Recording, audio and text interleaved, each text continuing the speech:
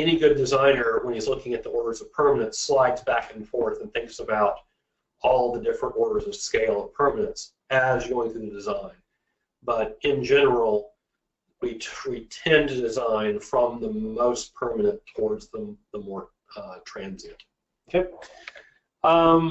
And so you think, well, what kinds of transport am I talking about? You know, since now we have the water in the area that we're going to be building out, and we're starting to think about putting in foot trails and these, you know, bike paths and electric vehicle paths and so forth.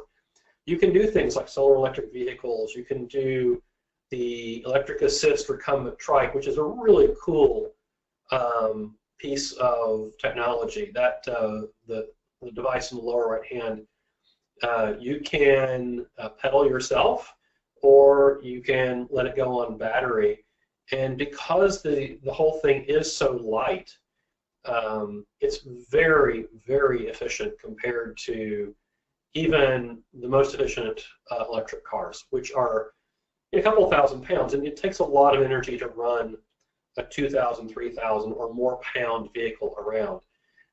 These things like the velomobiles and the bicycles, these are some of the most efficient ways of getting around, and for inside of a village, they are so much more humane than having cars running all over the place. They're so much safer, and they're so much more connective. They tend to let people connect with each other so much better.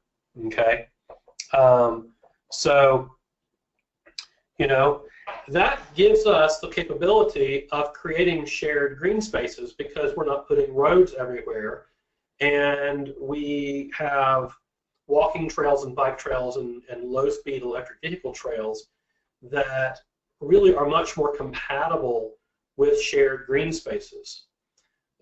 This allows for us to do a lot. Boy, we talked about that quite a bit. What are all the values of shared green spaces for human health and human happiness, for community health, and for the ecological sustainability of your community that you're talking about?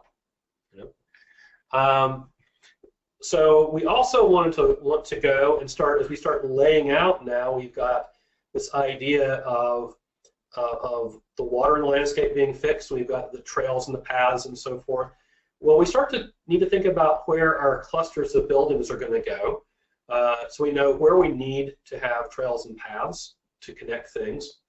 But in order to do that, we really would like to create mixed-use, walkable neighborhoods.